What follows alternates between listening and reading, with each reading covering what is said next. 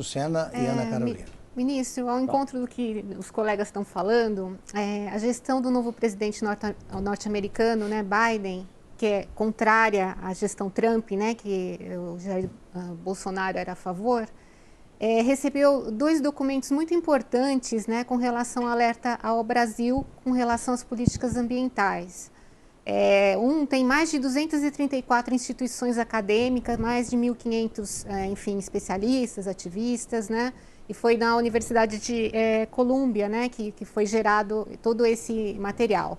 O outro documento também fala da questão da política ambiental brasileira como um perigo, né, que o presidente Biden tem que ficar alerta, né, com relação ao Brasil.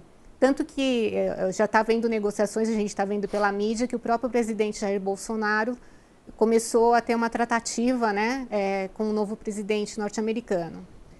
E outra questão também que vem ao encontro, né, do que a gente está falando, é um relatório da Human Rights Watch, também criticando a gestão ambiental brasileira, tanto na questão dos direitos humanos. Ao mesmo tempo, né, de toda essa pressão internacional, a gente tem as questões nacionais. O próprio Ministério Público Federal chegou a pedir o afastamento do senhor da função de ministro em julho de 2020. Eu sei que está tramitando, né, na Justiça, houve uma liminar, né, e o Ministério Público Federal também recorreu. Enfim, e ao mesmo tempo... A pergunta, Sucena. Só esse adendo para colocar a argumentação, né? 9 ex-ministros que são de legendas diferentes, não são das mesmas legendas, já chegaram a se pronunciar em cartas e também, enfim, falando sobre a gestão do senhor com relação a ser temerária. Enfim, há um conjunto, né, de elementos, tanto nacionais e internacionais. Como é que o senhor se defende de tudo isso?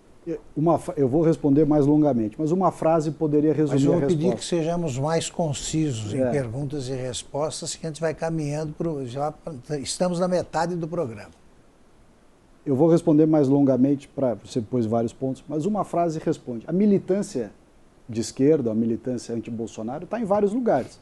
Ela está em ações judiciais, que são claramente militância pura, né, são muito menos jurídica e muito mais militância. Você tem uma ação judicial cujas referências bibliográficas são 97 reportagens da Folha de São Paulo, é claramente militância.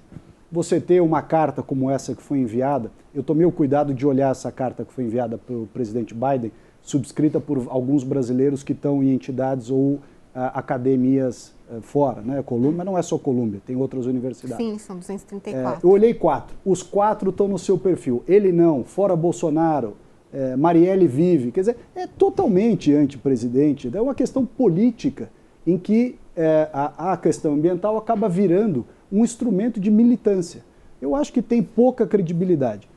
O que eu queria dizer com relação ao presidente Bolsonaro ou com o presidente Biden, que você se referiu, nós estamos absolutamente abertos para cooperar com o governo dos Estados Unidos. Entendemos que os Estados Unidos são um parceiro histórico brasileiro. Eu mesmo tive reunião com o embaixador dos Estados Unidos essa semana, como já havia dito no final do ano passado a ele, que nós queremos avançar nesses mecanismos, Acordo de Paris, mercado de carbono, parcerias. Ele, presidente dos Estados Unidos, sugeriu aquele aporte de 20 bilhões de dólares para ajudar a combater problemas da Amazônia, muito bem-vindo. Aliás, nós pusemos na nossa NDC a necessidade de virem 10 bilhões de dólares por ano para que a gente possa antecipar a neutralidade de carbono de 2060 para 2050. Ou seja, eu acho que há uma questão, e aí, por fim, com relação aos ministros que subscreveram cartas, que, embora sejam diferentes ministros, eles são do mesmo grupo, é a mesma patotinha. Um saía do ministério e entrava o outro. O que estava como secretário ia para um cargo na faculdade. O que estava na faculdade vinha para a ONG. O da ONG saía da ONG e ia para o ministério. Ficava uma ciranda. É o mesmo grupo. É o mesmo grupo. São as mesmas pessoas. É a mesma visão.